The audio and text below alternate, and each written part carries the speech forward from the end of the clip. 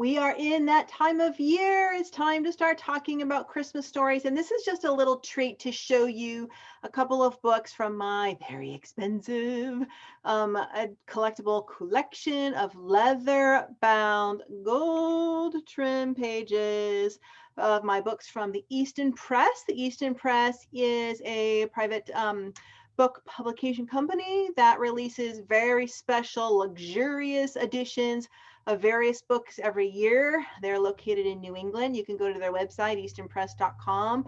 I love their deluxe limited editions, and they often have children's editions as well.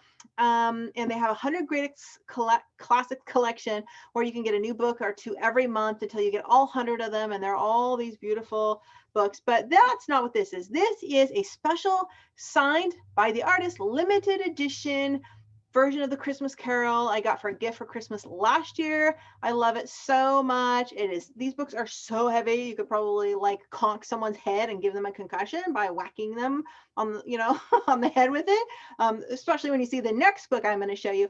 But this is, oh my precious. This is my favorite book of all time. And of course, the Christmas Carol is one of my favorite stories of all times because I'm a Christmas freak. And this is the certificate of authenticity from the Easton Press. Not sure if you can see that. It comes in the book, signed by Robert Inkpen himself, who was the illustrator of this version of the book. And this was a limited book. I don't believe you can get it anymore. Sometimes what happens with the Easton Press, they have a book for a while. They have limited copies. They might have 100, 300, I don't know, it depends on the book, but they sell out. You go back and they're gone. And sometimes you can find them used on eBay or still in plastic wrap on eBay, but they're several $100s. As it is, this book probably costs about $250, but you can find them maybe up to $400 on eBay or something like that. But you can see how beautiful the inside of this book is with the illustrations. And of course, it's the full edition of the Christmas Carol. It has these gorgeous, that's Charles Dickens, illustrations inside the book. And every year I reread this book. Sometimes I read the illustrated younger children's editions. Well, my camera gets freaked out when I get inside the light of the flash. Just want to show you the inside of the book. And so the Christmas Carol was written in 1843. Oh, and here's a scene of Scrooge there. And so 1843. And Charles Dickens wrote this book because he was having a lot of financial problems. His latest book wasn't selling very well. He was sort of, they're trying to sell off some things in their kind of fancy schmancy house.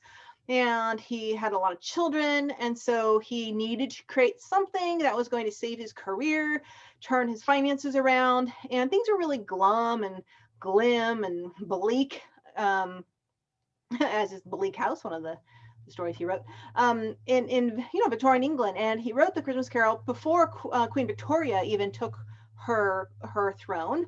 And so even today, we associate just the name Dickens with Christmas. Christmas Carol has been passed down for just generations and decades, much like the tradition of Santa Claus or the tradition of plum pudding in Britain. It's just something that everybody knows, and it's such an amazing story. And there are a lot of parallels of truth to his life in this book. And Scrooge in A Christmas Carol is representative of Charles Dickens' view of the industrialized class divisions of Victorian England, the rich, really literally the rich versus the poor, and the rich businessman who capitalized and low battery, whoopsie, and capitalizes and takes advantage of the poor. And so we see this throughout all of his books. Charles Dickens himself grew up poor and impoverished and had some experience with the workhouse as well. And so we see that a lot in his books, like David Copperfield and Oliver Twist, and other books that were really meant for children, which are just astonishingly complicated novels. So anyway, Christmas Carol is there's also a movie, The Man Who Invented Christmas. It was released 2 years ago, which was an excellent kind of real retelling of the story of how Christmas Carol was created by Charles Dickens himself, which really shows what his life was like, the struggles he was having, and how he came up with the ideas for the book. And in A Christmas Carol, his sister in the book, Fanny, he had a real sister named Fanny who had a husband, and he adored his sister. She was alive but didn't die, but like as in the book she died, but in real life she didn't die. And they had a son, which was Dickens' nephew, who was an ailing child, which was the inspiration for Tiny Tim. So I want to show you my other Easton Press book. A year before that, I received this monster that is the one that can really knock someone out into a flat coma on the ground. The Complete Christmas Novels of Charles Dickens. This was actually a gift from my father, and it weighs a ton. It is so heavy. It's got a little dust. Whoa. I don't know if you can see the golded, the golded pages. This is also a book you probably won't be able to find now, but it also has A Christmas Carol inside of it, but it has many of his other Christmas stories. Charles Dickens wrote many Christmas stories even after A Christmas Carol because A Christmas Carol was so famous. He wrote, this one has The Cricket on the Hearth, which is a fairy tale of home, The Chimes, which was really a goblin story, The Battle of Life, a love story, The Haunted Man, and The Ghost's Bargain, which is a fancy Christmas tree tale. And of course, it has a lovely inscription in it from my dad. In this book, the words are let's see if you can see, a lot bigger and more clunky, not as, kind of tight as the others. In A Christmas Carol, it does have some sort of illustrations in there. It doesn't have the beautiful sort of sepia copper tone illustrations that are in the one that I showed you. Most of this book is text, but if you're not aware that Charles Dickens wrote several other Christmas stories, which are more like novellas, you can probably go onto Amazon or something and find there are some complete bundles put into a book form of all of Charles Dickens's stories.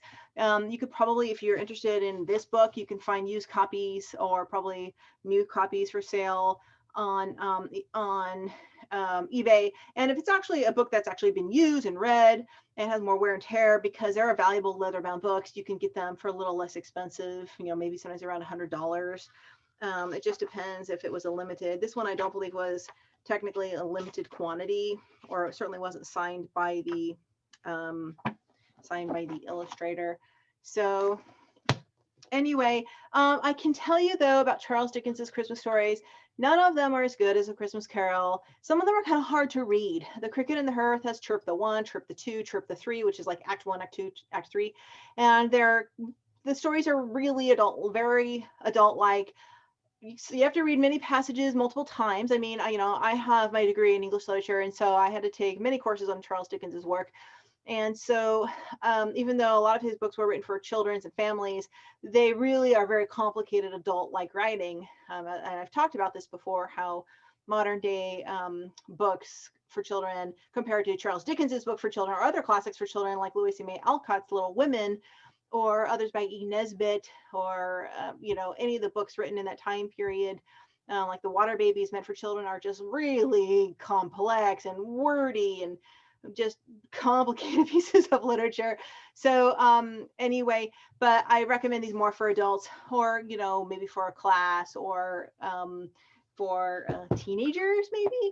So okay, there you go, some little sneak peeks at my favorite books, and keep an eye out for more information about my Ultimate Children's Holiday Literature mini online class.